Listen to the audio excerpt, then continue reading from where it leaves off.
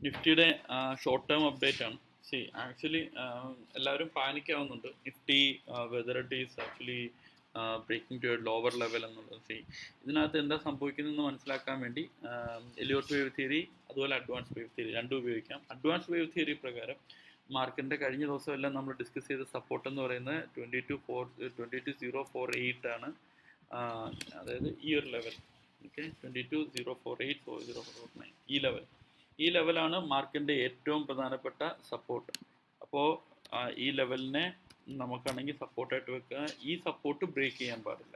Okay, അപ്പോൾ ഈ support break ചെയ്യാത്തിടത്തോളം കാലം how should you treat these waves? ഈ വേവ്സിനെ എങ്ങനെയാണ് ട്രീറ്റ് ചെയ്യേണ്ടതെന്ന് വെച്ച് കഴിഞ്ഞാൽ, treat it as an ABC correction. A,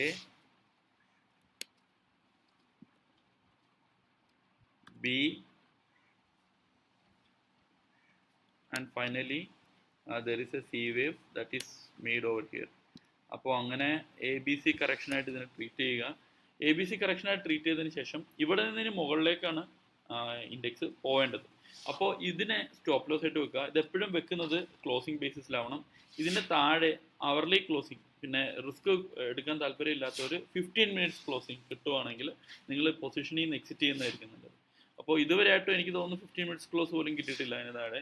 okay, അവിടെ സപ്പോർട്ട് എടുത്ത് നല്ലപോലെ മുകളിലോട്ട് പോകും. അപ്പോൾ 15 മിനിറ്റ്സ് ക്ലോസ് പോലും അവിടെ കിട്ടാത്തത് കൊണ്ട് എന്താണെന്ന് വെച്ച് കഴിഞ്ഞാൽ ഇവിടെ നിങ്ങൾക്ക് പൊസിഷൻ എടുക്കാം. പൊസിഷൻ എടുത്തതിന് ശേഷം സ്റ്റോപ്പ് ലോസ് ഇവിടെ വെക്കുക. 15 മിനിറ്റ്സ് ക്ലോസ് കിട്ടുവാണെങ്കിൽ അതിനെ സ്റ്റോപ്പ് ഇതായി എന്ന് വിചാരിക്കുക. പിന്നെ ഇത് കൺഫേം ചെയ്യാനായിട്ട് നമുക്ക് എല്ലായ്പ്പോഴും എന്ത് യൂസ് ചെയ്യാം? ഫിബനാക്കി യൂസ് ചെയ്യുമ്പോൾ നിങ്ങൾക്ക് മനസ്സിലാവും മാർക്കറ്റ് എക്സാക്ട്ലി 61.8 സപ്പോർട്ട് എടുത്തിരിക്കുന്നത്. So it is a very good setup right now. ഇവിടെ നിന്നും മാർക്കറ്റ് മുകളിലേക്ക് പോകാനാണ് സാധ്യത.